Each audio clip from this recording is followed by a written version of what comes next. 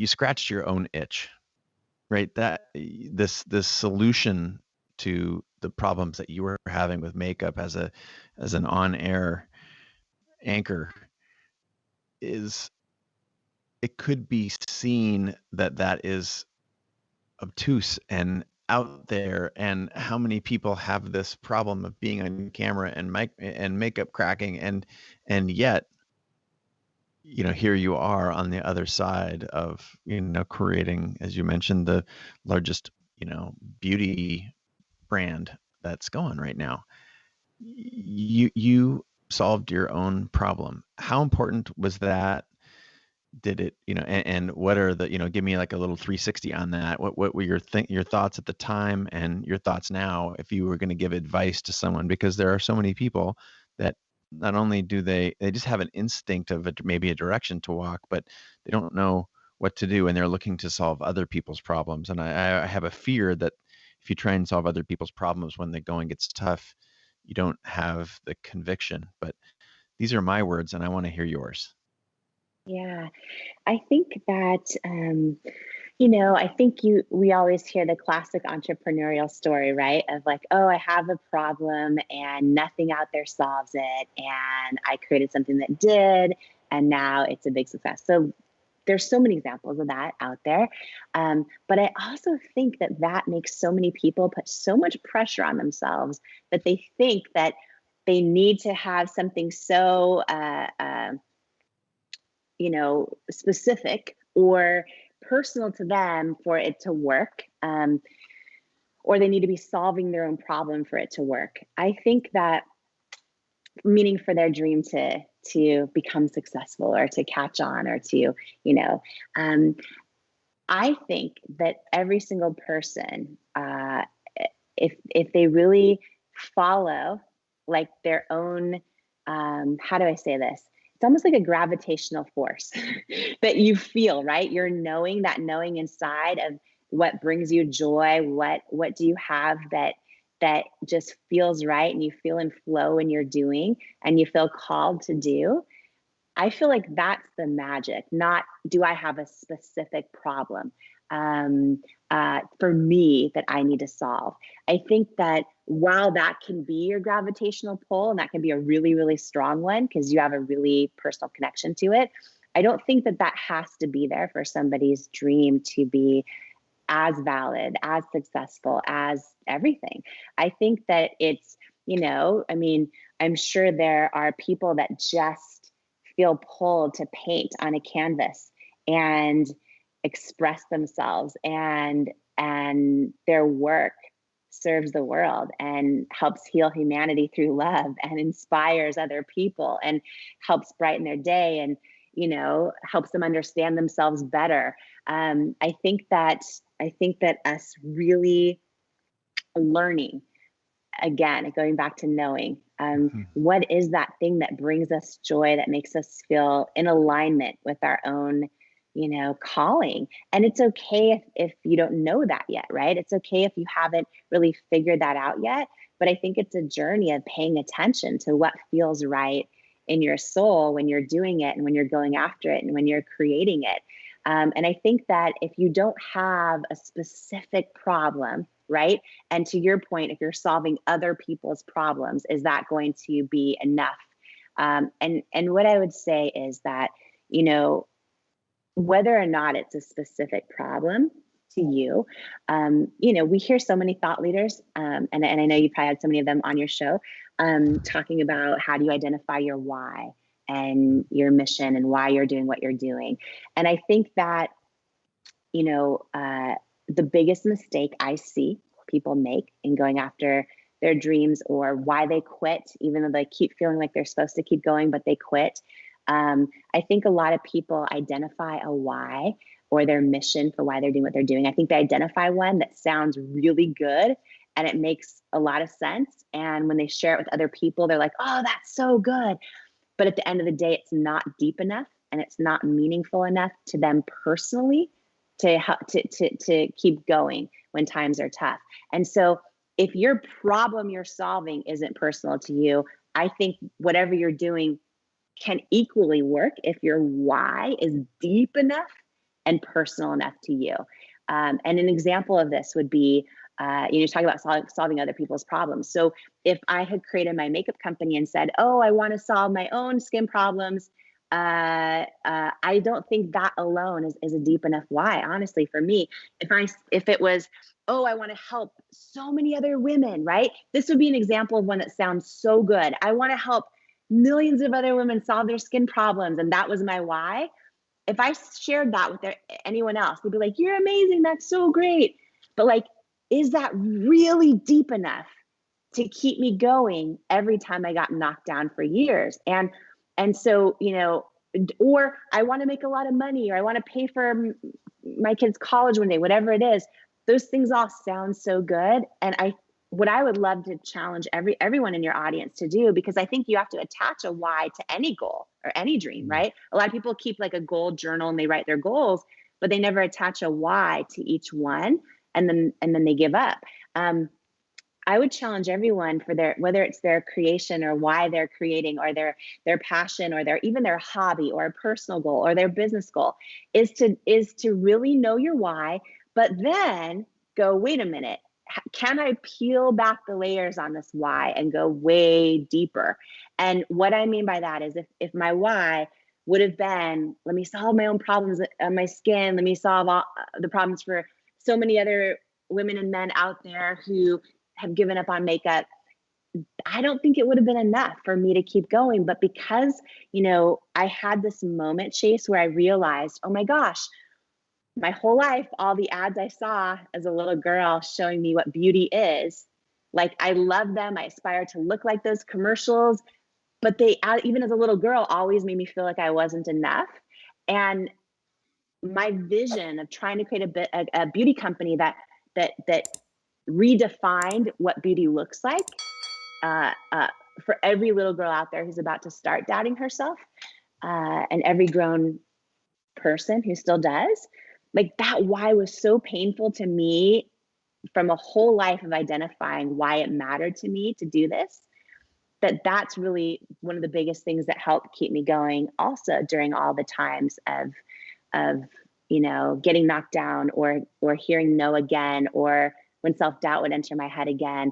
And so I don't think that your company or your business has to be solving your own problem, but I do think that it has to be attached to a why that is so deeply personal to you, that it helps sustain you in those times when it feels like you're the only person believing in yourself. One of the big things you've done, Bella, my daughter, wants to get into, I think, to my financial company. And I said this to her before I read your work, and that's why I was running in. I want to talk about this topic because when you already don't feel worthy and then you get rejected, wow, right? And you've dealt with so much rejection in your life. You've always had some body image issues in your life. And when Bella decided she wanted to do fun, she got her license and she said, Daddy, I'm going to be great. I'm in sales. I can motivate. And I said, my biggest concern, Bella, is how will you deal with all of the rejection you're going to get? It's the killer in sales, not just life. In sales, if you can't deal with rejection, you're toast. In life, we frame rejection wrong. And you say in the book, I'm going to let you word it your way, but if you can change your relationship with direction, you have these great sayings that people will remember. I'm going to let you say them. But talk about that. You already don't feel worthy, most of us, right? Then rejection comes in. To me, that's like the shovel on the face of burying someone's dreams is rejection. Unless what? So rejection. So I'm like so emotional. Yeah, me too. So emotional. Me too. Rejection. Oh my gosh. Yeah. In the book, in Worthy, I go into like 20 tactical tools you can apply to your life right now to build self-worth. And chapter 2, that was almost, it's so tactical. It was its own book. Yeah. It was its own book. And I didn't want to wait 2 more years for it to come out. So it's literally now a chapter in Worthy called, when you change your relationship with rejection, you change your entire life. And I go deep in a framework in it called the 4 R's. And this is life changing because, as you know, everything in life is just the meaning we attach to it, right? It's the story we tell ourselves about. It's the meaning we attach to it. it is possible, and I know because I've done it. As you mentioned, like I went years. A lot of people see the success of it cosmetics, but the first 3 years, hundreds and hundreds and hundreds of rejections. Everyone telling me that this wasn't going to make it, saying no, they didn't want me in their stores. Like we almost went bankrupt a number of times. We didn't pay ourselves for over 3 years. I mean, and most of us give up after 1 rejection or 20 rejections, right? I've done a lot of things wrong in building that business, but one of the things I did right was I learned how to change my relationship with rejection and become fearless over it. So really quick, do you want me to take everyone through this framework? Okay, because you could do this with Ed and I right now live. So let me just start with this question, and I want you to answer it honestly, okay? Honestly, when I say imagine yourself getting rejected or you failing at something, what is the first thought you have when you get rejected or you fail at something? And be really honest. Sometimes we think it, we don't even realize we're thinking it. What's that first thought you have when you get rejected or you fail? For me, most of my life, it's like, yep, there's proof I'm not enough. Yeah. Proof again, I'm not enough. What has it been for you, Ed? I'd want to hide. I want to hide. Yep, I'd want to hide. I want to hide. I want to hide. When I ask, I've asked small groups this question, and oh my gosh, the things people say just at home to know you're not alone. A lot of people are like, oh, yep, I'm stupid. Yeah. I shouldn't have even tried. What was I even thinking? I'm a loser. I don't have what it takes. I'm unqualified, right? Yeah. Whatever your first thought you just had is, that is the first R called reveal, and it is your current definition of rejection. So whatever that first thought you had is, I want to hide, I'm stupid, I'm a loser, I'm not enough. That is your current definition of rejection. That is the meaning you assign to rejection. And now here's the thing, as human beings, we are wired to avoid pain at all costs, right? Like it's why for some of us, we won't even go to the gym because we know there's pleasure in the outcome and the health and the wellness, but I don't want the pain of working out. Like we will avoid pain at all costs in different areas of our life. So if your definition right now at home that you just thought to yourself is painful, and for most of us it is, I'm not enough, I'm a loser, I'm stupid, I shouldn't have tried, I want to hide. If it is painful, you will stay stuck, you won't go for it, like you'll talk yourself out of it because you want to avoid pain. So the second R is to redefine and reframe that definition. But here's the key. Because then, you talk about, I think, scratching a CD. Yeah. Like every time your old definition that you just thought of comes to your mind, you intercept it and you replace it with this new true definition. But it has to be true. This is the second R, which is redefine. It has to be true. So a couple examples. Rejection is God's protection. Love this. Right? Rejection is God's protection. Now, I believe that is true. Yep. You have to believe your new definition is true. I believe that at my core, it's true.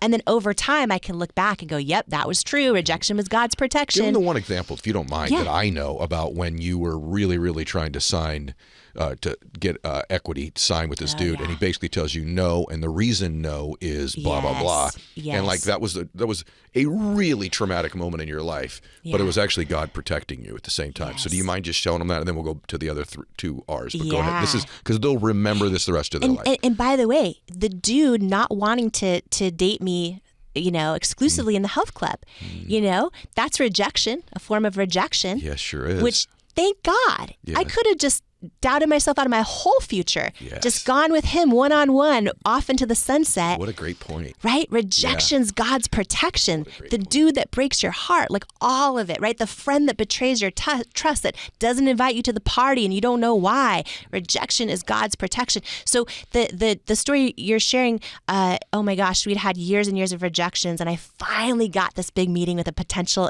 investor, huge private equity company. We went to several meetings, got into the diligence phase where we hired lawyers. Like I thought this deal was going to happen. And Ed, I thought like, oh my gosh, if he invests in us, then we're not going to go bankrupt. Like he's going to be my knight in shining armor. And I was putting him on this pedestal, right? And I was like, oh, and it got down to the final meeting. Paulo, who my husband, Paulo was there. We flew up for this. We were in person. I just thought it was going to change my life, and it did, just in a different way. But it came down to the end of the meeting, and this head investor was there, a very famous private equity company. His whole team was there. They were awesome. And at the end, he says to me, you should be so proud. Like, this is a great product. Congratulations. But it's a no. We're going to pass on investing in It Cosmetics. And I was just like, okay, can you tell me why? Because feedback is usually a gift. And he got really quiet, and he says to me, do you want me to be really honest with you? And I was like, yes, please. And I remember like my heart beating in my ears, because I was like, why is he not sharing this with me? And I remember the moment his mouth started moving, and he says, I just don't think women will buy makeup from someone who looks like you with your body and your weight. And two things, like in that moment, I never actually got angry at him, but I remember this lifetime of body doubt and self-doubt. Like, so it felt like I was staring my own fear straight in the eye. But when he said that, I remember this feeling like in my gut, and I can feel it like it was yesterday, that said, he's wrong. Like I felt it in my gut, right? And two things. When I look back at that moment, like that feeling, that intuition, that knowing was so strong that said he's wrong, even though I couldn't prove it. Like I was not selling much. We were barely in business. I had been getting rejections for years.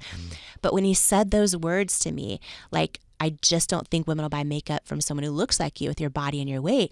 And that feeling, like what I know, and I can look back at that moment, is that like this dude gave me a no, but God gave me a knowing, like that knowing, right? And so two things happened. I didn't hear from him again for 6 years. Now I went out in my car and cried that day, but I didn't hear from him for 6 more years. And when those thoughts replayed in my mind, you know, when someone says something hurtful to us, we can let it take root in our identity. We can let it think that we're not enough and we need to change who we are. And so I would imagine myself turning down the volume on that no and turning up the volume on my knowing, right? And trusting what I felt like God's word. Like I hear God when I pray through my intuition, through that gut feeling. The other thing I did was I redefined that rejection. Every time I was tempted to think, oh, I'm rejected, I'm not enough, like all the things, like my old story, I'd intercept it, be like, nope, rejection's God's protection. I don't know how, I don't see it yet, but I'm going to believe, because I know in my soul, I believe this to be true. Rejection's God's protection. 6 years later, This is so good. the day we sold to L'Oreal for $1.2 billion cash, they're a public company, and I didn't know till the night before they were going to announce it publicly, the purchase price, everything. And it was on the homepage of the Wall Street Journal. It was everywhere. And that was the first time I heard from him in 6 years. And he said, congratulations on the L'Oreal deal. I was wrong. Yeah, you were wrong. Do you remember, Ed, that moment in the movie Pretty Woman where like she goes in the store and they won't help her? Yes. And then she goes back the day later, a couple days later. Yes. So what I wanted to say to him in that moment was like, big mistake. Huge. I could give you 1.2 billion reasons why. It was a huge mistake. But I didn't. I kept it classy, and I remembered two things. Because here's the deal. Had he invested and believed in me, I was so desperate at the time, we would have given him the majority of the company for like no money. Because he didn't believe in me, like the day we sold the business, we were the largest shareholders. So it's like rejection is God's protection. And there's so many other beautiful definitions. Like one day I was getting, oh my gosh, it was like in the middle of this massive season of rejections. And I started Googling everyone I admire in business and in thought leadership and in who's changed the world as a force for good. And I realized they've all gone through rejections. They're just the brave ones willing to keep going anyways. So good. So that was another definition that I put in my toolbox. Is like, okay, you know, sometimes I was like, okay, I just got rejected, but you know what? This is a victory. It means I'm one of the brave ones willing to keep. I'm not sitting on the sidelines. I'm not, you know, in the stands watching everyone else on the field. Like I am one of the ones in the field, not living my life in regret. And so this rejection is a freaking victory because it means I'm one of the brave ones willing to keep going for it, right? Another great definition could be I'm putting in the reps. I'm putting in the reps. I'm getting strong enough to carry the weight of my yes or my success when it happens, right? We start stacking these new definitions. So that's the second R. The third R is my favorite, which I think it's the most powerful, and it's called revisit. Okay. It's where we actually revisit old and past rejections and failures in our lives, pay attention to what definition have I given those, and let me redefine those. Very good. And one you and I have talked about a couple times together that I think is just so powerful, and for anyone listening who has had someone betray their trust, had the rug pulled out from under them, has someone who does not see their value or love them like they need to be loved. When I revisit rejections often, I will literally, here's how I define them my favorite way to define them. I will literally imagine God saying to me, like, oh no, you weren't rejected. Like, I hid your value from them because they're not assigned to your destiny. And I believe it. And to this day, Ed, even like, you know, I always share everything with you, but like, even if there's a friend that just doesn't, you know, show up for me, even though I always show up for them, or whatever it is, like, instead of me feeling like, oh, something's wrong with me, which would be my old default definition, I'm like, okay, God's hiding my value from them because they're not assigned to my destiny. And I lean on that. And then it doesn't take root in my spirit. It doesn't, you know, take root in my self-worth. I become more fearless in going after things and putting myself out there. And Can you tell me kind of, I'm just curious, how long did you have this idea in your head? Well, it was a couple of years because I was just trying to find anything that would work. And, you know, one thing that happened that sort of put me over the edge that I think is really important just to share, especially with anyone out there who, whatever phase they're at in their business or their entrepreneurial journey, is early on, I had a blessing that I look back now and go, thank goodness that happened. And it's really what put me over the edge to really launch this thing and go for it. And, you know, we hear so many amazing thought leaders talk about your why and identifying the why of your business and your brand and your mission. And what I know now, because I've now had the gift of just meeting tens of thousands of entrepreneurs over the years. And a lot of people, I think, they think their why is strong enough, but they haven't actually done the work to peel back the layers and like go deeper and get to the why beneath the why that's so powerful that they can lean on it when the times are super tough and they're tempted to quit. And when I look back at this moment after having this idea for a couple years, one thing that happened so, I guess, serendipitously, or out of sheer grace, I should say, is that, you know, initially I thought like, oh, okay, I can just create a makeup product that if it works for me, it'll probably work for so many other people. So my why could have very easily been like, oh, I'll solve my own problems, but I'll help so many other people too. And I think a why like that is why so many entrepreneurs fail. And here's what I mean by that. Because when we share a why like that with someone else, they're like, that's great. That's so virtuous. That's awesome. And then we think it's enough. We think it's enough if we have a why that's I'm going to help people or this or that. Because, you know, I did want to help people, but what happened, and I want to call this out for anyone listening, because I think this is really important. Challenge yourself, whatever you believe your mission or your personal why is for your own company. And this isn't something that has to be part of your mission statement. I'm more talking about as a founder, your personal why for why you're doing what you're doing, or perhaps why you have a big goal that you're working on. Is take your why, but then literally go deeper, like peel back the layers and try to go deeper to the deep why beneath the why. And in my case, what happened is I realized, like, at this one moment, and this is what put me over the edge to launch everything, was like, I was like, I don't understand. This makes no sense that there are so many companies. Why do none of them work for me? And then what I realized was like, wait, I've actually never seen a model who has like bright red rosacea selling makeup products, right? And then I started thinking about growing up as a little girl. And what I realized is every time I would see the beauty ads on television or in magazines, like I loved them. I aspired to, you know, look like them.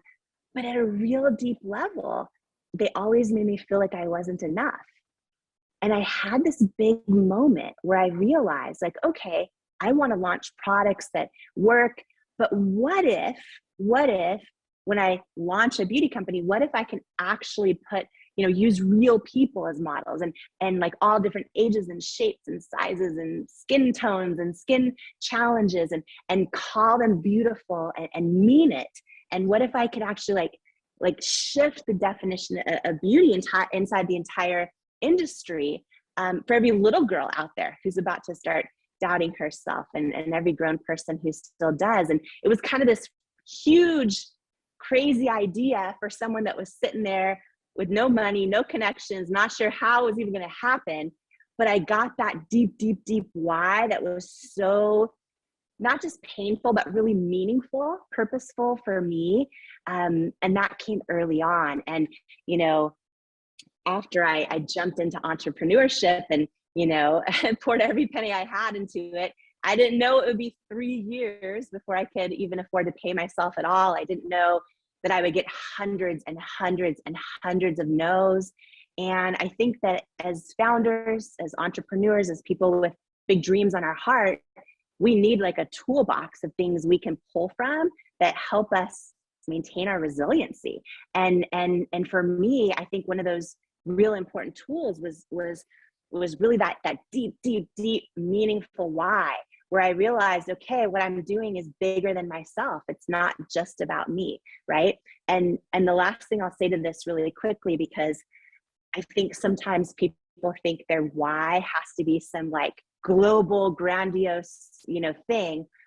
Sometimes your why, your deep why, may have nothing to do with your actual company, but your deep why may be like, I'm going to be the first person in generations of my family to break a cycle of poverty or of lack, or I'm going to be the first person that, goes for it and doesn't let self-doubt hold me back in my entire family, right? It could be, there's deep whys, or I want to show my children what it looks like to go after a dream. There's a lot of different whys beneath the why, but I think identifying one of those that really truly hits home is such a key, because being a founder or an entrepreneur at any stage, right? I've kind of seen a lot of different stages, from no money, no one believes in you, you're about to go bankrupt for a few years, to private equity investment and massive growth, to we built to over 1,000 employees.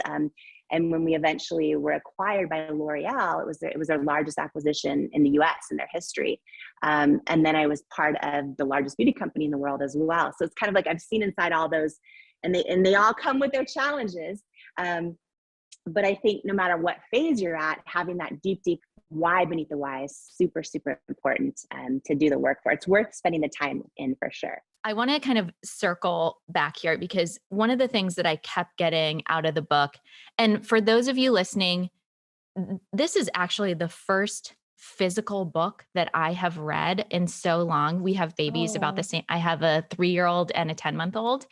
And yeah, so being pregnant, I had a pandemic baby. It's like Audible is the thing. And I said, no, I'm going to get the physical copy.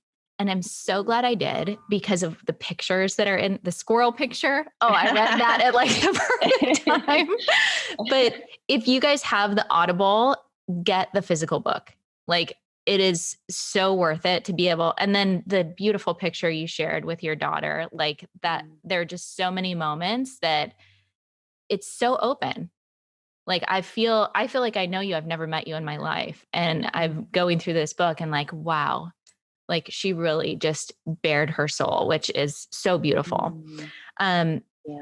But what really came through in the book is how driven you are by your why. And this why to change the beauty industry, to change the way that, to really make real women the star of the show. And I'm curious, now that you've sold your company, now that you've become a mom, now that you're in a different place in your life, are you still driven by that same why? Or has it kind of expanded in a way now that you're an author and so on? Yeah. Thank you for that. I think too, the power of your why. And one of the things I talk about in here, that I'm so excited you're doing a book club and everything else, because I think doing the work of the why, but then peeling back the layers and going so much deeper on the why beneath the why. I think that so many people, whether they are estheticians or spa owners or launching their own product line, or a person that just has a goal in their goal journal, so many people will come up with a why, if they've even done that, right? A lot of people don't do that. They'll see companies have a big why or a mission statement, but then for their own goals, they don't attach a why to it. And I think it's so important to do that because it makes us so much less likely to give up. When we have a really strong why, we can lean on it when times get tough. And one thing I just want to share, especially for your community, is the importance of not just having a why that sounds really good, that when you share it with other people, they're like, that's amazing. Often that why still isn't deep enough to make you not quit when times get tough, or to, keep going when you feel like no one else is believing in you. And, for my why, I could have just said, oh, I want to create a product that solves my own problems, or I want to create products that help so many other people. And that would have been true. It would have been true. But one thing, and again, I did so many things wrong, as that I talk about in the book. One of the things that I did right was I peeled back the layers on the why, like to the why beneath the why. And this is what I want to challenge everyone to do as well, to something that was really deep. And for me, I had realized my whole life, I had seen these kind of commercials on television and in beauty ads and of what the world told me beautiful looked like. And I always aspired to look like that. I loved it.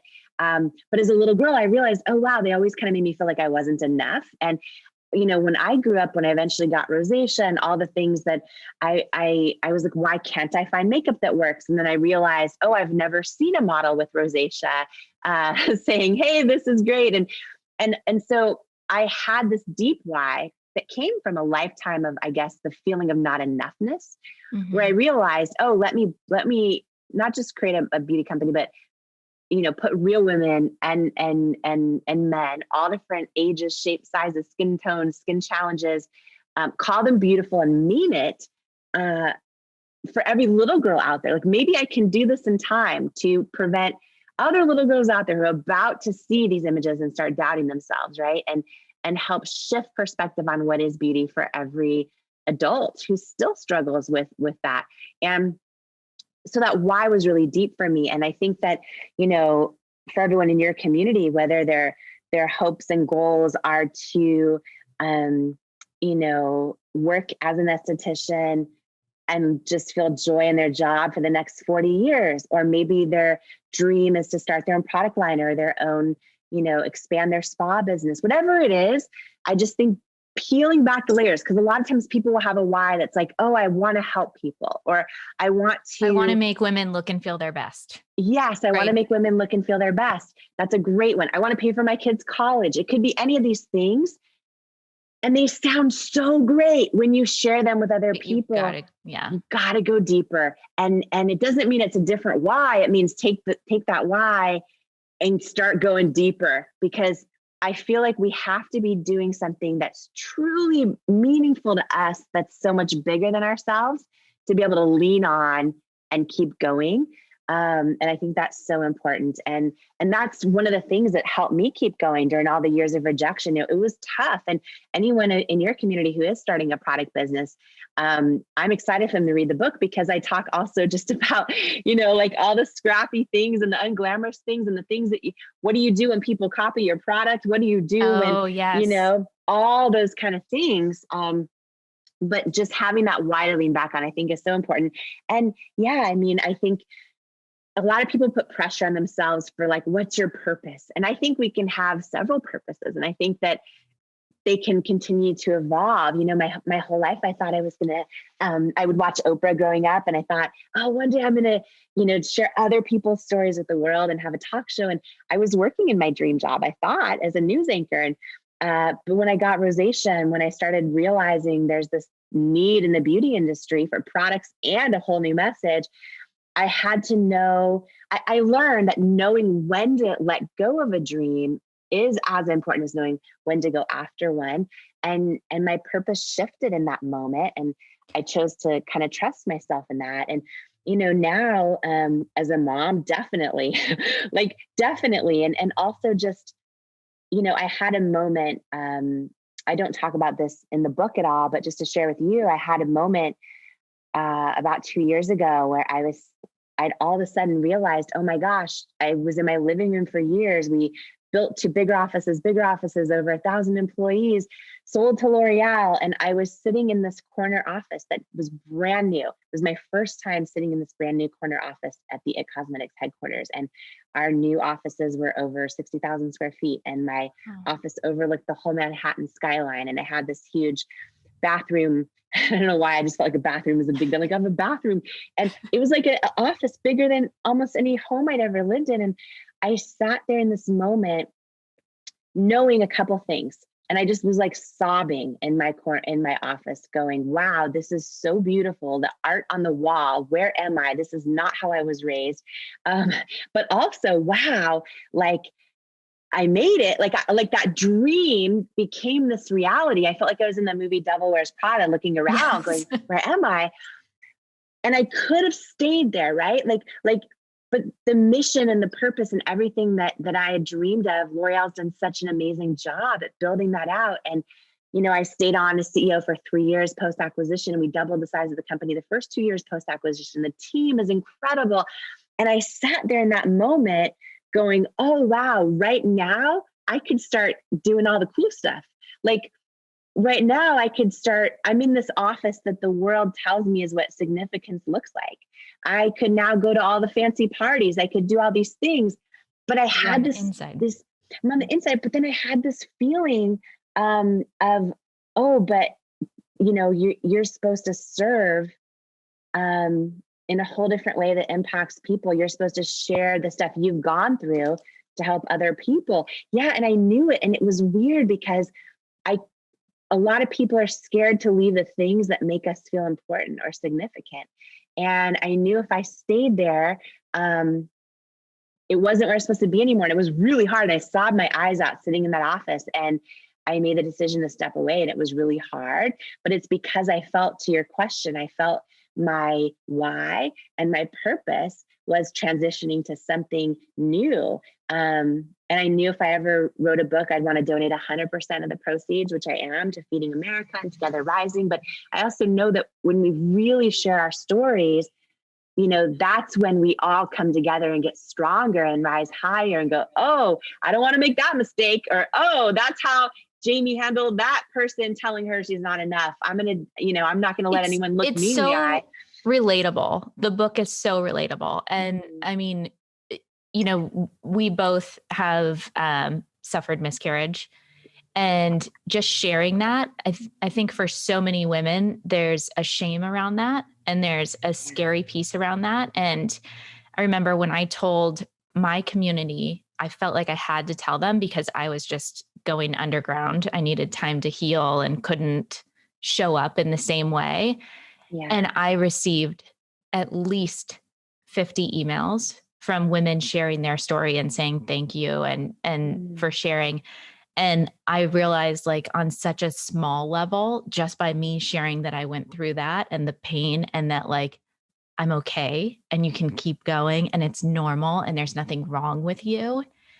And so when I was reading that section of your book, I'm like, this is incredible. Just this alone, sharing that, like, this happens and you're okay and you're normal and you can keep going and you can be a huge success and you can have a family, was such a beautiful piece too for women to hear, because that can be devastating. That can stop you from going after your why, so such a big piece.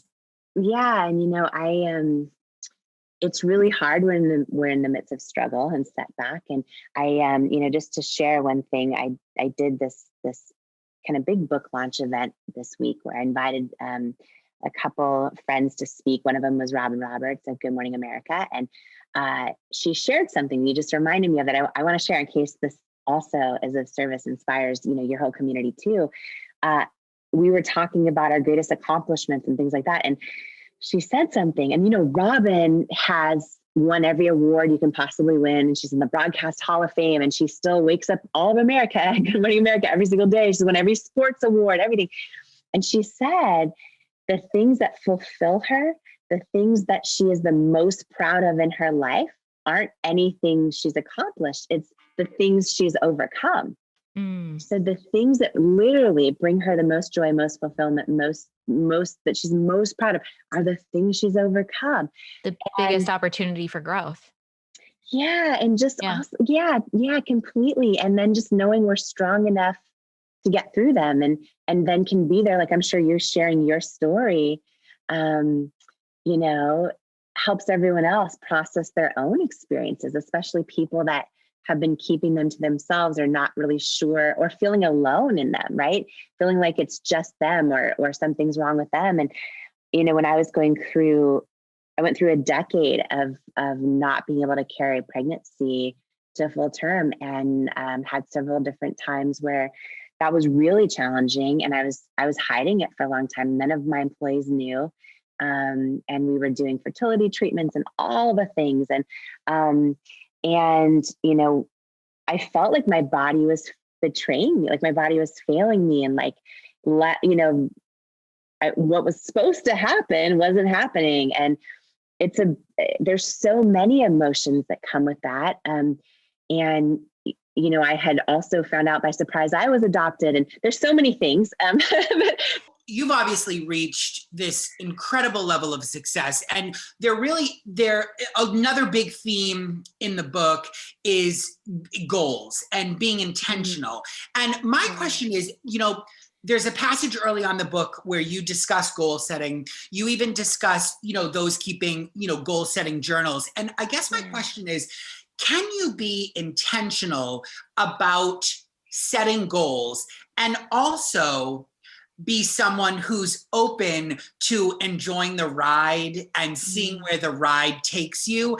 And how do we avoid being detrimentally single-minded?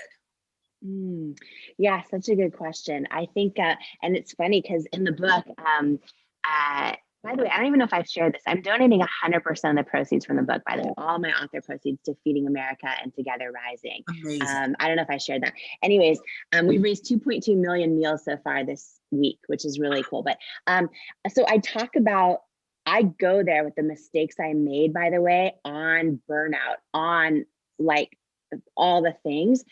But so I talk about a lot that I did wrong. But to answer your question, one of the things about goal setting, I think this is that really for every person, I think it's so important to enjoy the ride, to go with it, set goals. But one of the things I talk about is, a lot of people have a goal and then it never comes to fruition. And I think it's because they don't attach a why to every goal, and not just a why, right? We hear a lot of people say oh, what's your why? And companies have whys and mission statements.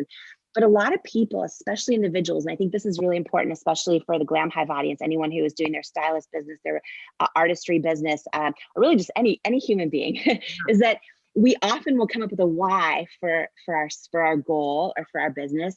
And it sounds really good. And when we say it to other people, they're like, oh, that's powerful. And then we stop, but we never actually do the work of peeling back the layers. Yeah. I think this is really important, and identifying the why beneath the why. Yeah. And I think that when you have a deep why for what you're doing, I think that it drives you to something greater than yourself. Yeah. So your goals might change, right? You might go with the flow and leave one dream and go after another, but your deeper why for your hopes of impact on the world, I think when they're greater than yourself, I think that's huge. And just one quick example is, for 3 years, I every time I got knocked down or another no, I still get no's all the time. But every time in those years of not seeing any proof of success, one of the things that kept me going was I had done this work on peeling back the why beneath the why. And I talk about how to do this and believe it in my book a lot, but and here's what I mean. So because I created It Cosmetics, I could have just said to myself, oh, my why is to solve my own problems, or my why is to help so many other people who can't find makeup that works for them. Yeah. And if I would have shared that with someone else, that would have been oh, that's so great. You want to help a ton of people. And I did want to do both those things, but what I did early on was do the work of realizing like, oh, wow, my whole life I've seen these, television commercials where everyone's photoshopped, and I always wanted to look like that, but yet they always made me feel not enough.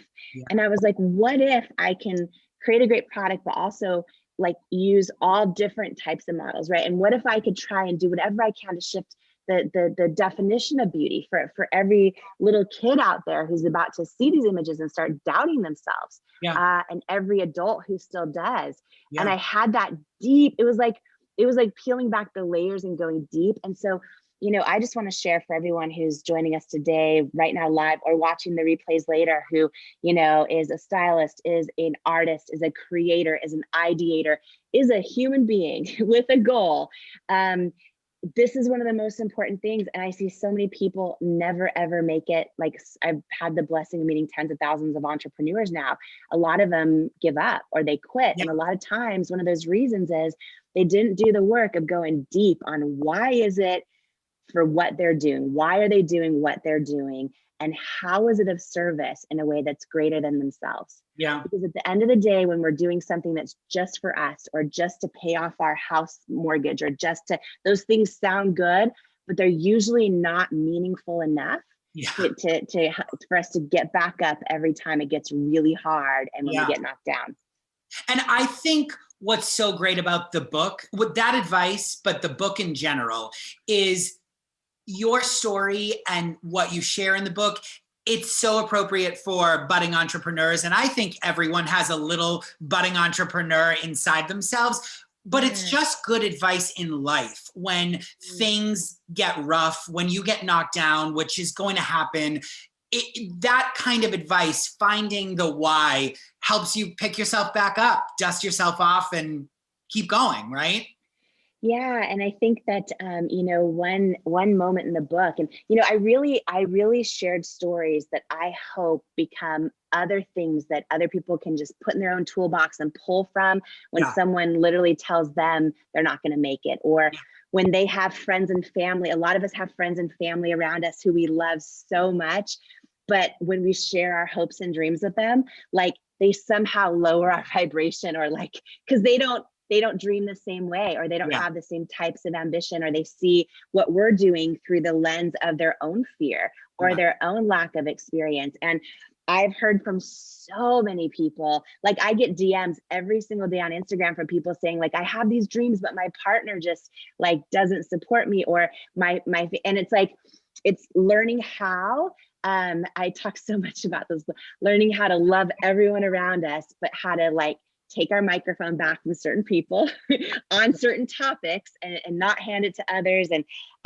there's so many things in this book for everybody, really, whether they're an entrepreneur or just someone that has that inkling inside. And the one more thought too to share just really quickly too, Brian, is I don't know if you remember this part in the book, but we were about 2 years into It Cosmetics, and I wouldn't even look at my ATM receipt when it would come out, and I'd have to go get $20 cash. Yes. Like I couldn't handle looking at it. Because I would physically feel ill. I didn't know how we were going to make it. And we got a big call from a potential investor and a private equity company. And I thought like, oh my gosh, this is going to be life-changing. Like if they invest in It Cosmetics, A, I'm not going to go bankrupt. And B, I bet that they could use, this was a big private equity company. So they had invested in a lot of the products in grocery stores that like have become household names. I'm like, if they invest in It Cosmetics, maybe they could use their leverage to actually get us into some of these retail stores that keep telling me no over and over and over. I was so excited, and we started doing all the meetings with them, and started the diligence phase, which is when they want you to show them your product pipelines, your all the things, your budgets, your projections. Yeah. And it got down to the final meeting, and I thought like this is going to be life changing. And my husband and I flew up for the meeting, and we were standing about 3 feet from the head guy, and they said, congratulations, we love your product, we really believe in it, but it's a no, we're going to pass on investing in It Cosmetics. And when I said, okay, because I'm so used to hearing no at that point, I'm like, can you tell me why? Like, can you give me feedback? Because, usually feedback is a gift. And this guy was like 3 feet from me, And he says to me, do you want me to be really honest with you? And I'm like, yes, please. And he says, I just don't think women will buy makeup from someone who looks like you with your body and your weight. And I remember this moment. Well, first of all, I went in my car and sobbed my eyes out. But before that happened, I remember two things. Like I remember, and I also felt like a lifetime of body doubt and self-doubt like flood my body. It felt like I was staring my own fear straight in the eye when he was talking to me. But I remember this deep feeling in that moment, Brian, when he said that, I just don't think women will buy makeup from someone who looks like you with your body and your weight. I had this deep feeling, like literally, I remember it like it was yesterday, that said he's wrong. Like I just felt it, right? I felt it. And I also, it's what's wild is I never felt anger toward him, or like, I didn't even get mad. It hurt, but I didn't get mad because what I realized, like I had done the work on why I wanted to do what I was doing. He was impacted by his whole life of seeing ads and images, and in his own mind, you needed to look a certain way to make him money. So he was just as much impacted as me. And in a way, because I had done the work on the why beneath the why, all his rejection did, besides hurt and suck and make me cry myself to sleep, it really fueled me to realize, oh yeah, like this, like things do have to change. And 6 years later, by the way, the day L'Oreal acquired It Cosmetics. I was going to say, I definitely remember this part of the book. It was so good. It was, and listen, I didn't need anything from him. I believe in life, like we get what we give. And anyways, but it was kind of fun that six years later, I heard from him, and the day L'Oreal acquired It Cosmetics, it was like the homepage of the Wall Street Journal. It was kind of everywhere out there because they announced it because they're a public company. And so he reached out and he said, congratulations, so happy for you. I was wrong. And I learned it would have been the most successful investment in his company's history had he invested. But the other thing, oh gosh, this is like my favorite topic. Anyone who's with us now are going to watch the replays, just to share this before I forget. There's a famous saying, Brian, rejection is God's protection. Some people say rejection's the universe's protection. Anybody who's going through a season of rejection right now or a setback, like for me, it was years of rejection. But when I look back now, even though like when you're in it, it sucks and it doesn't make sense, and it doesn't feel unfair, all those things. Like had he believed in me, I was so desperate at the time, I probably would have just given him most of the company for almost no money. But because he didn't believe in me, by the time L'Oreal bought us, we were still the largest shareholder. And so it was like the best. It was the best that he didn't believe in me at the time, even though when we're in that season of rejection, doesn't feel great.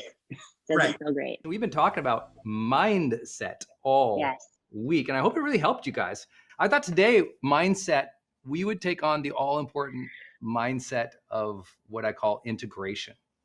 And mindset of integration means at the end of each day, or the end of each win, or the end of each week, or the end of each month, I'm going to integrate the lessons that I had about myself, other people, about the world.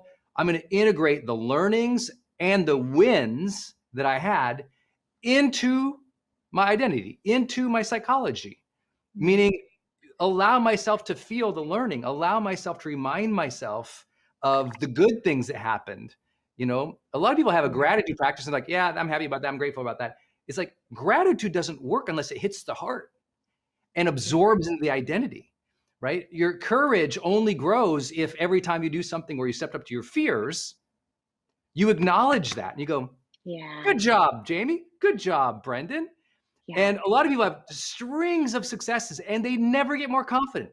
They get strings of successes. They never feel happier or more fulfilled. And it's not because they're not achieving, it's that they're not achieving right in such that they're not integrating the successes. You should feel, listen, every year of your life, you should feel more confident. Every year of your, like if you go a whole year and you don't feel more confident, it's not because the Lord didn't give you challenges to grow from that year. It's not because you didn't absolutely have to get stronger to survive the other year. It's because you didn't take a moment throughout the year to integrate and go, oh, wow, I did that. Good job. Those little celebrations of wins, those little integrations of the successes is what I'm talking about. That's the mindset to integrate our learnings. Same thing if you're a jerk to your spouse or your team one day, if you don't integrate that at night that you acted inappropriately, well, then guess what? The next day you're more likely to be a jerk again because you didn't integrate the lesson. I hope that helps people. You know, on the topic of mindset, by the way, just to call out something you just said live that's so powerful. I don't want anyone to miss it. I mean, tiny detail on something you just said. Most people would say, oh, I've had hard times. That would be true. I'm stuck. That would be true. You just said, it's not like the Lord didn't give you hard times to grow from this year. Just the way you said that is such a deep-rooted mindset around when we have a struggle, when we have a setback, when we're in the midst of a hard season, when things aren't going our way. How many people, let's just like really, because I need to grow in this area always, right? I'm always trying to grow in this area. To think of it as, oh, wow, I'm having a setback given to me so I can grow stronger through the struggle. Like, that's it. It's a whole different way to think about it, but most people don't think about it. They think, oh, you know, I just think that's so powerful, just that one sentence you said. But then how to integrate it and how to say, wow, I got through that. Wow, good job. Wow, right? And for you to say too, just how many people even have victories or wins or losses, but never feel fulfilled with them, right? How many people out there, because I have been there, how many people live with us right now on Facebook and Instagram, have you like kept striving for something, an achievement, an outcome, a goal, and then you get it and you're like, oh, like you thought, you thought all of a sudden, right, you'd be fulfilled and you're not. And I think I've done that so many times. And I think that this is so powerful because if you don't have the integration piece, which is what you're talking about, you know, last night, Brendan, on that note, what you shared just reminded me of something. So whenever I'm super, super stressed out, I either randomly surf real estate in random cities I'm never even going to move to on like realtor.com or Zillow. I'll just like look at homes. I don't know. Or I'll read stories and quotes. And so last night I was so stressed out. I'm like, all right, I start reading Oprah interviews online. And one thing she said that I want to share about integration that was so powerful that I read last night is she said, you know, like her life is so full because she practices gratitude, because she is grateful for everything. And she said that people say to her, okay, sure, Oprah, but you have everything to be grateful for, right? So it's easy for you to be grateful. You have everything to be grateful for. And she says, no, I have everything to be grateful for because I'm grateful. Because I'm grateful every day for everything. Everything has happened to be grateful for. And it's sort of a chicken and the egg kind of thing, right? And I thought that that was really profound. And I think that it's super important. I bring this up once before, Mel Robbins, who's a growth day coach. One of the things I'm so obsessed with that she's doing right now is this whole movement of high-fiving yourself every time you see yourself in the mirror. And I think it's so brilliant. I can't wait to talk to her about it even more. But it's carving this new grain almost of integration, just of being grateful for yourself, of celebrating yourself, of switching the whole neuroplasticity and the way grooves are carved, right? Most of us are used to looking in the mirror. And I'll just speak for myself and for the millions of women I've now had the blessing of getting to know in the course of growing It Cosmetics. Most of us, by the way, I just saw It Cosmetics on here. I've never seen them on here before. Wow, so there's hi, a y'all. team, What's millions up, of women part of It Cosmetics. I just saw them on here. There's so many Awesome. people part of this morning show, which is amazing. But anyways, I've had this gift of being able to talk with so many women over the years. And here's what they all say. They say when they look in the mirror, the first thing they see is whatever it is they think is wrong. And my whole mission, because of that, because of talking to so many women who say the same thing, was like, okay, how can we look in the mirror and see everything that's right, which is everything, right? I am now able to look in the mirror, see my bright red rosacea, and think that's right. Like I'm able to do that now, but it took a lot of hard work with mindset and back to the whole integration thing. You know, Brendan, what are your tips for everyone who's live with us right now on how do we take these wins And a win might be, I got through the day. A win might be, I did not yell at my spouse today. A win might, like, there's so many different types of wins. A win doesn't have to be, oh, I just had $1 million launch, right? A win could be like, wow, I did better today. But how do we then integrate those around mindset so we start living and building a more fulfilling life?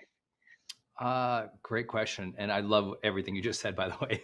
So good. So good. This I'm is why I love doing this this show. morning. I know. Up, I'm like, you got some coffee in that mug? Woo! It is good. Coffee. I promise. After the event, though, I promised Mel Robbins we would have wine. So I might have my Growth Day Morning Show mug with some wine in it Monday night. But right now it's coffee. I love it. So good. So good. I really believe that, like anything else you want in your life, you don't get it unless you establish habits around it. Yeah. There's nothing you will ever want in your life that you can't have more of if you establish a habit around it. And so if you want to have integration and more courage, more confidence, more joy, more fulfillment in your life, that's a practice. That's a habit. And so for me, everyone knows I use my high performance planner on the daily, on the weekly, and on the monthly. And we built prompts into it that make you examine your learning about yourself, other people, about the world. Make you examine what decisions could I have made that would have been better. Make you examine what went great, what you're grateful for, what you're thankful for, what you're looking forward to. Like, developing mindset is a practice. It's like work. If you want to finish your PowerPoint presentation, you have to sit in front of it and create it. If you want to be followed on the internet more, you have to sit in front of the cameras and talk and speak or post. The outcome is dictated by the practice. And the practice here is you need a time. You need that. When do you do it? I do it on Sundays. Sunday's integration day. Sunday's like planning day. Sunday's reflection day. We call it, in my world, the Sunday review. Review. What did you learn? Can you celebrate? What happened that was great? What are you looking forward to? And I know a lot of people go like, oh, well, I get there and, I got nothing to celebrate, because they think integration is just about wins or huge milestones like you were talking about, right? You get the big deal or something. The most important integrations of all time have nothing to do with your amazing ego. What it has to do with, what did you learn? What was provided to you by God or the universe this week to educate you, to give you a new distinction? Because the reason more people aren't more confident, as we talked about in Growth Day this month, this was Confidence Month for our members. So if you're not a member yet, go to growthday.com, become a full member. But our members, we've had the best coaches in the world talking about confidence. And many of them echoed the teaching that we've been putting out, since 2001, which is the competency confidence loop. When you develop more competency, when you learn more, you're more confident.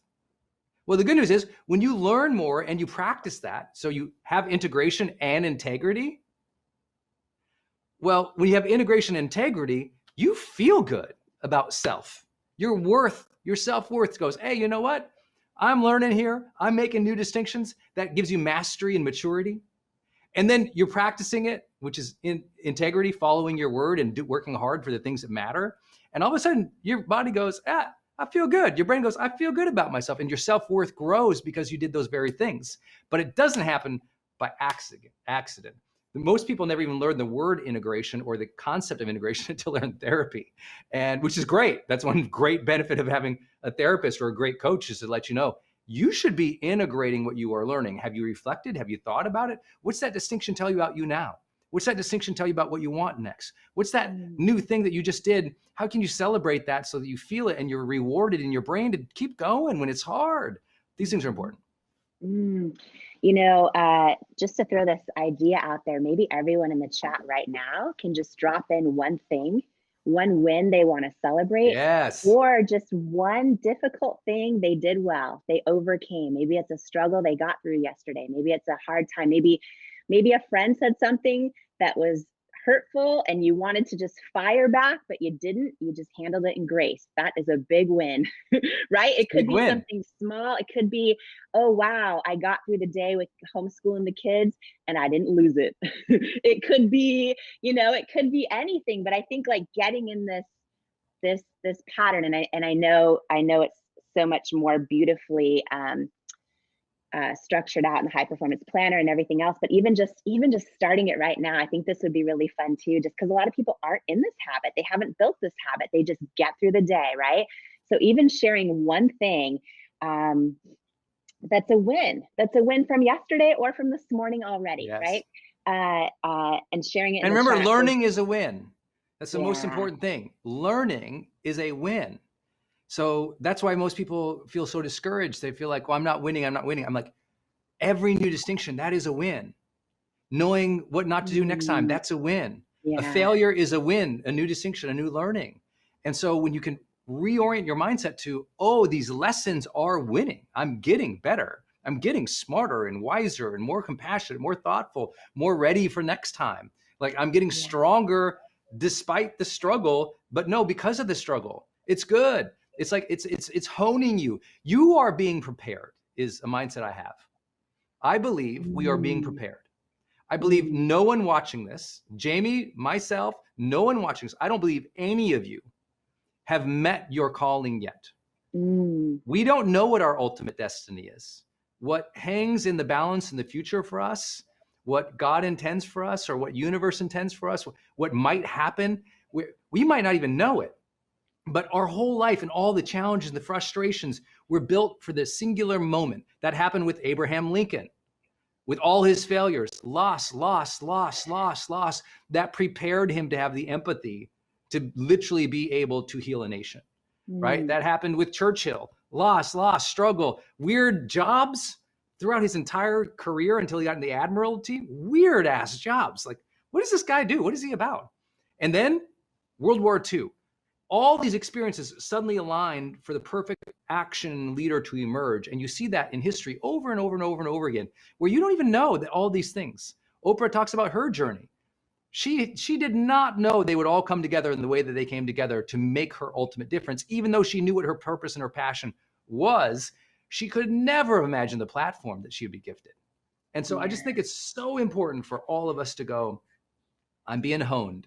For all of us to go, I am in training. I am being gifted with distinctions that are going to make me ready when the time is right. And you don't know when that time is going to be. So I'm just here, adopt a positive mindset, be grateful for the lessons you're learning, even if they're hard right now. Yes, that's so good. I remember one of the things you just mentioned. I remember a moment when Oprah Winfrey said to Maya Angelou that, she believes her legacy will be her talk show and the tens of thousands of people that she's had on the show and interviewed, and the millions and millions of people worldwide that, she's touched their lives through her talk show. And she said that Maya said something back to her, and she said, you have no idea what your legacy will be. She said, your legacy will be every single life that you have touched in some way. And you have no idea yet what that legacy will be. And I think that's true of every single one of us watching live right now, in our own, in our own stage, in our own platform, in our own, right? And for some of us, our platform is our living room with the people we love and care about and how we're impacting their lives. For some of us, the platform is our neighborhood and the neighbor that we wave to every day, knowing like, oh, that's the only person that might wave to that person today. You know what I mean? For some of us, our platform is part of our profession or part of our online community. And we have no idea what our legacy will be, to use that story and those words from Maya and Oprah. I think that living in that mindset, right? We're being prepared, we're being honed. That's so powerful, because then it's just a great reminder that when we're in the midst of the hard times and the hardship and the setbacks and the things that totally suck and the things that don't even feel fair at the time, and we don't see that how there could possibly be a reason it's happening to us. But when we know that in the midst of that, we're building a muscle of resiliency and of strength to be able to carry what's to come. I think that's super, super powerful. A lot of people, they have a vision. Okay, you're going to take a cross-country road trip. Let's use this metaphor. You're taking a cross-country road trip. In your mind, it's going to be beautiful and scenic and perfect, and you're so excited about it. And then, about halfway through, you kind of look in the back seat and there's Dorito bags and Diet Coke your car is a disgusting mess, and you're about to pee on yourself. You're looking for the next rest stop. You're like so exhausted and so tired. You're like, you need a break. It's just like, yes, you're living the vision. You're on the road. You're on the road. But be okay with the hot mess. Don't take yourself so seriously. And here's the thing I wish I would have said on day one of Vision Week. For all of you, if you had a clue that you were already living a vision beyond comprehension, that you're already living the most gifted, impossible vision. It's like, yes, you have plans, but God has vision, as you say, right? It's like you have to realize if you're watching this, if you're streaming this, if you have the moment of leisure, the beat of the day to get to enjoy us, to be here for encouragement, to have a worldwide community like this come together every day for you free, you have to understand you already are living the vision. Now the ultimate question is, are you enjoying it? Now the ultimate question, are you giving into that? Are you contributing? Are you earning the vision of your life that you've already been granted? Like my story, Jamie, is, I had a car accident when I was 19, which most of the audience knows. And that accident made me have reverence for life, deeply care about life. And the main theme that came away from that for me personally was when I asked and I thought about my life, I was bleeding out on the top of the hood of this car. And in that moment, when I looked down, I felt life draining out, literally. And I wondered, did I matter? And I didn't like the answer to that question. And I looked up and I had this beautiful connection with the moon and the night and God, my creator. And I just remember feeling a breath of fresh air. I knew things were going to be okay. Something happened. And I had this connection. And I just remember my first impulse if you survive something, I don't know how some people, but I survived something. And I just was like, I will earn this. I will earn this blessing of a second chance. I want to earn my life. I will earn my life. I will earn this gift that I have been given. For me, I'm a person of faith, so I believe God gave us life. And I believe that is a blessing. And I want to earn it.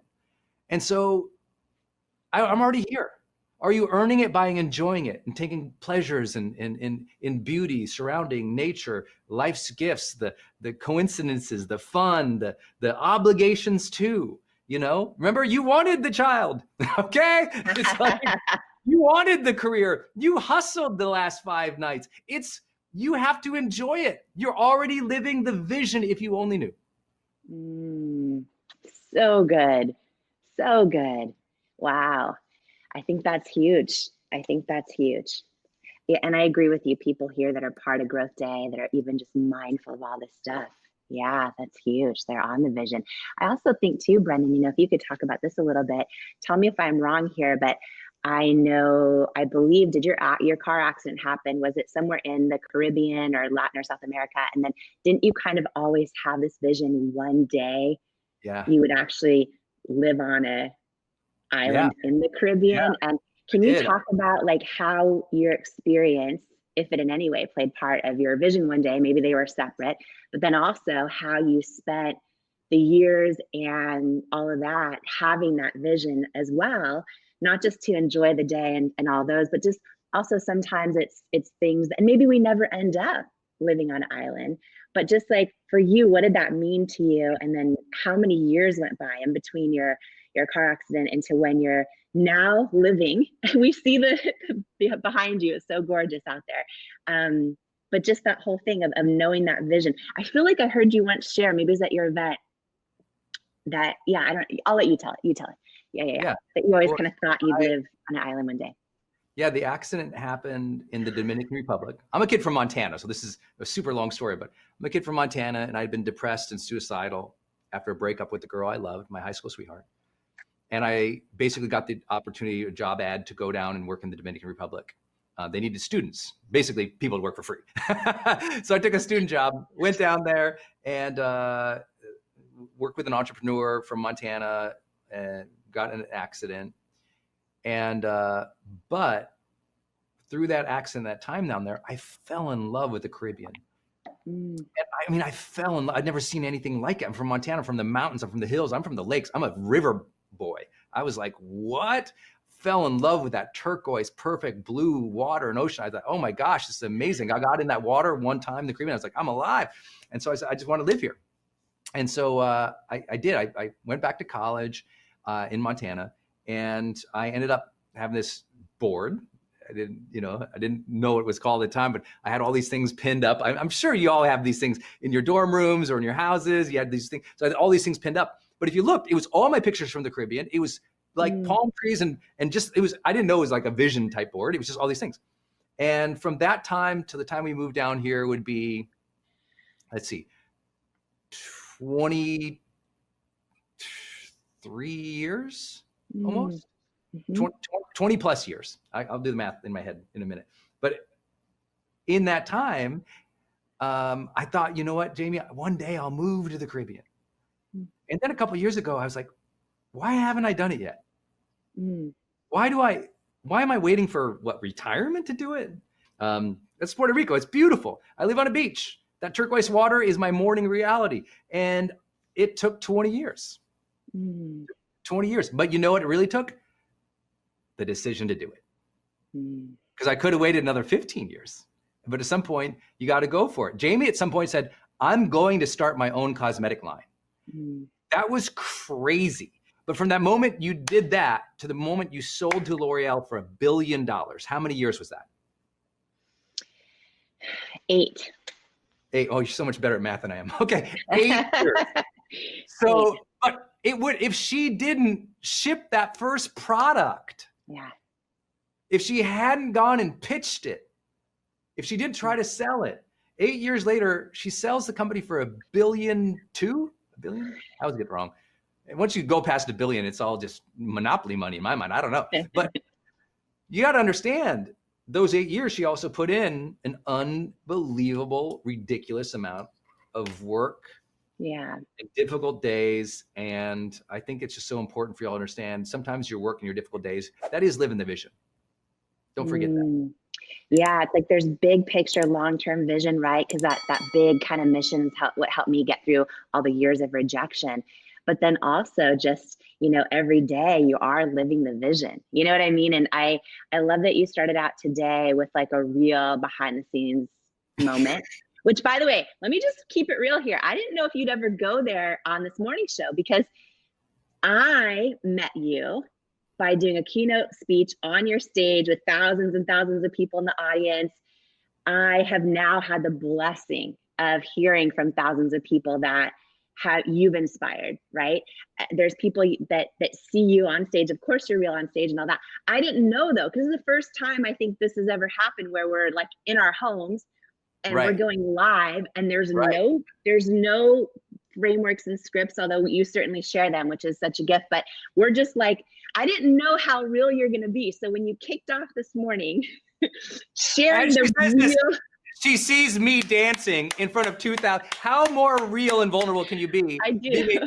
I'm a horrible dancer, and I'm dancing in front of 2,000 people, not once, not twice, like 8 times a day. Anyway. So here's my theory. Nobody is a horrible dancer if they fully commit. Can I get an amen on that? Amen.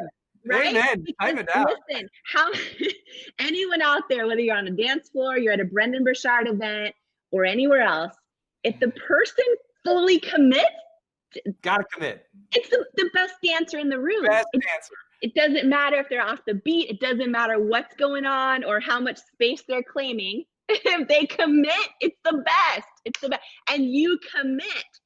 So listen, you cannot call yourself a bad dancer. You commit, and you commit on stage fully in front of thousands of people, and you bring the joy, and you cannot fake authenticity. So everyone who is too. If you all have not seen the gift of Jamie Kern Lima speaking on stage, I mean, obviously she's amazing in this Growth Day morning show, but it is a different thing to see a woman own the stage in front of 2,000 people in such a way that they are crying and they open their heart and they're laughing. And more importantly, they commit to their vision, because they hear Jamie go, she committed.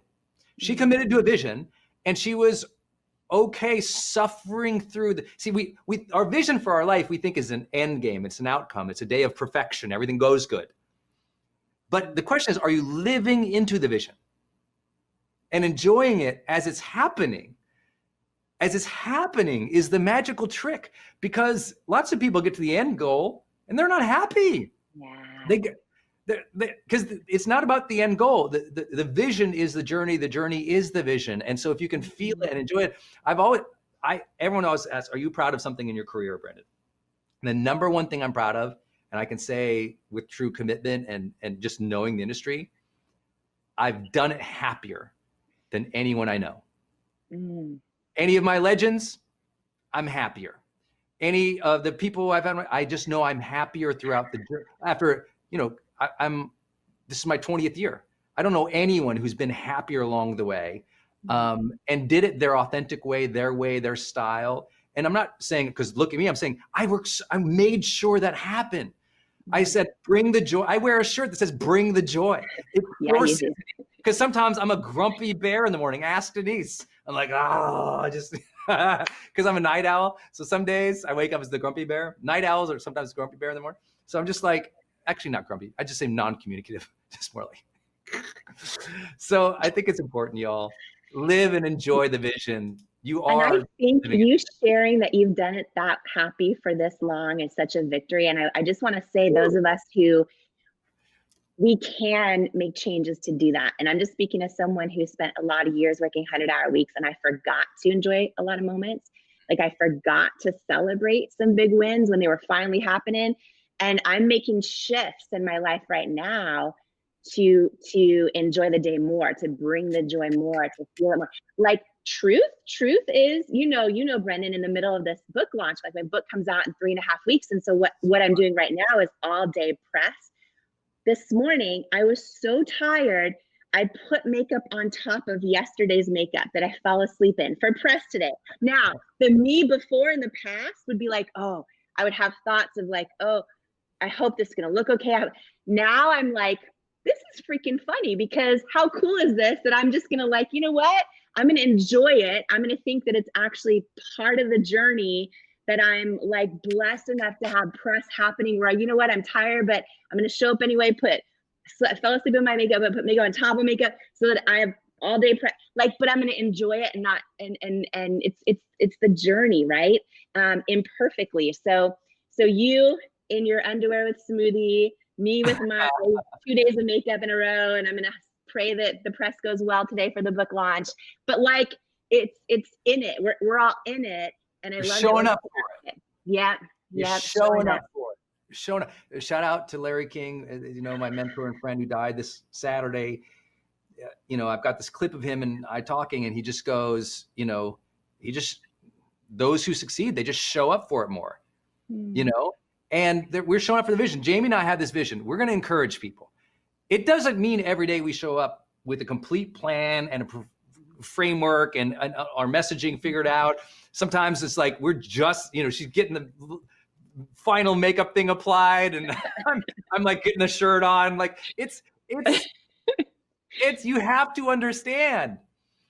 Just be in the vision, live the vision each day, even if it's not the whole day, even if it's not perfect. Her and I are both gonna have to do administrative crap and emails, just like you're all gonna have to do today. But we start the day with intention to be in the vision of personal growth. This is what Growth Day is about. Growth Day. We literally started, I actually own growth.com, the website, but we started the brand and said, no, we're going to call it Growth Day. We're going to call it Growth Day. We want to remind you every day is a day to start anew, choose a new attitude, take the next action, learn more, say sorry, show up with joy, reset, forgive, start something. Every day is a good day to grow. Growthday.com. That was so huge for me. I want people to know every day is that chance. Every day you can earn it. Every day you can earn this life. Every day you can earn that vision. Every day you can be part of it, enjoy it, and feel it. Even if you have down days, bad days, suck days, difficulties. Jamie and I are working our tails off. I'll share one last idea. Jamie's launching a book in 4 weeks. It's called Believe It. I hope you will pre-order. I know tons of you guys already have, so thank you. Make sure you order Believe It. on Amazon. It's for pre-order. I sleep with it now. It's always next to me. You got to show it all the time. Yeah. So go make sure you pre-order on Amazon. But listen to this. Jamie, I want to tell you this. This is such a huge compliment to you, and I hope you can receive it. The month that your book comes out, another 15,000 books will be released. Like major trend books, if you will, from major publishers and mid-tier publishers, 15,000 some books. We're not even talking about the self-published or just the post on Amazon or people put in PDF on their websites. No, straight up major publishers, mid-tiers. We're talking about 15,000 books that month. The reason Jamie's going to be on the New York Times bestseller list is because she hungers for that vision and will do what is required for it, even though it's hard.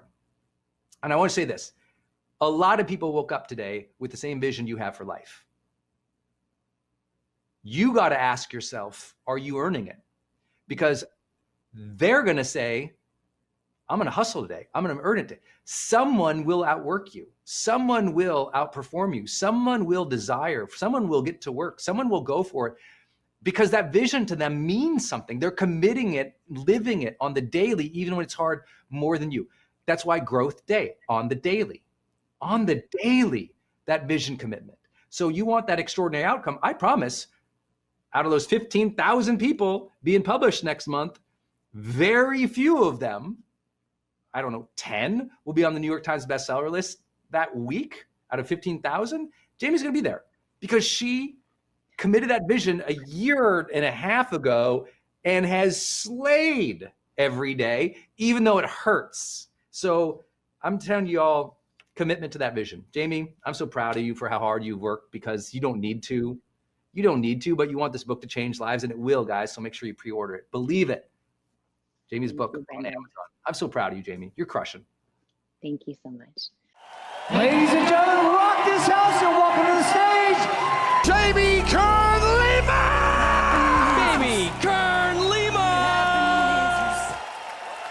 Every single one of us has had someone tell us we're not enough. Every single one of us has had someone say words to us that hurt.